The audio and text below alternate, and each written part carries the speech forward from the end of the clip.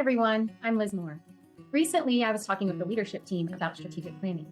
They were struggling with wanting to do strategic planning, but also feeling hesitant to take it on.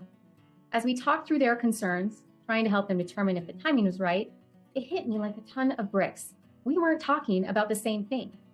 They were seeing the nature of strategic planning through their experience of operational planning, and it made them dread the idea.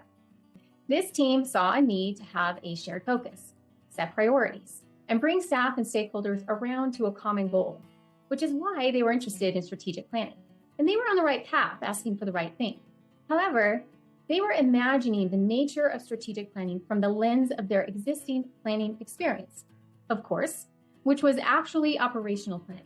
And this caused them to feel really overwhelmed at the prospect of completing strategic planning. In any agency, you do a lot of planning. Planning just happens a lot.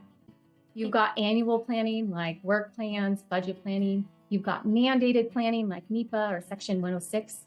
And you do a lot of coordination and scheduling and project planning. And you have different functional plans like long-range interpretive plans and resource management plans. I think of these planning efforts as operational planning. That's the bucket I put it in my mind. And I distinguish it as those planning efforts that generally start with existing obligation, then plan for how to fulfill those obligations. The key assumption is that the existing obligations, which you're planning for, must be fulfilled or completed. This kind of planning is crucial and often required. That's why there's so much of it with any resource management agency, and why most people's experience and expertise actually lie in planning that is operational in nature. It serves an important purpose to keep places protected, visitors safe, make sure that you're following policy and law, and gives you a map for accomplishing the known to-dos.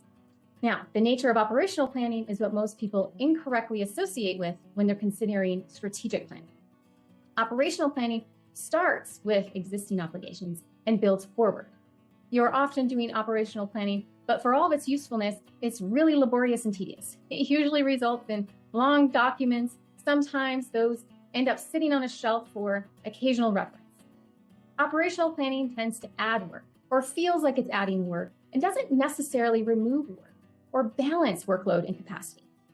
Adding to this dynamic is the reality that most agencies must plan in response to a budget that they are given, making much of operational planning reactive in nature. Now, in contrast, the nature of strategic planning is more creative and innovative, asks you to question assumptions and obligations, and develop something new for the team. Strategic planning also takes time to do really well and thoroughly so that it's a useful tool. It can take as much as 6 months. Depending on how you proceed, it should result in a short document, 10-ish pages, that is used as a filter for decision-making. It allows you to adjust and adapt to uncertainty and gives you specific guidelines for actual steps that you do each year. Strategic planning should result in a vision, specific and measurable goals, and clear strategies that explain how you accomplish those goals and helps people understand what to prioritize. Strategic planning by nature is proactive and future-oriented. Now, there's a workload relationship between operational and strategic efforts that highlights the difference between these two. Operational planning helps you organize the 90 to 95% of the time you're spending on regular business operations. And the strategic plan gives you clear focus for the 5 to 10% of your time that you should be putting toward longer-term strategic objectives. Think about that for a minute. If you're only able to squeeze 5 to 10% of your work time toward a bigger strategic objective, which is more realistic than, say, being able to spend 20% of your time.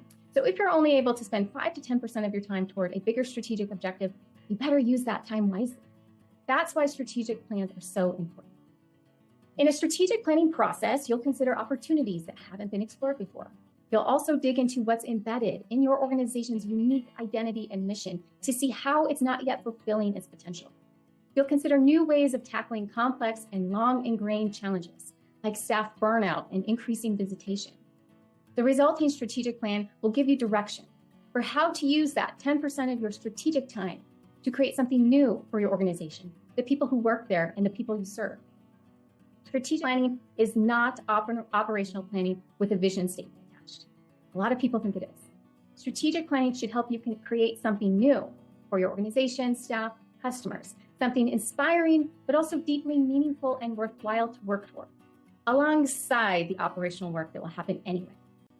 What I love most about strategic planning is it gives you courage.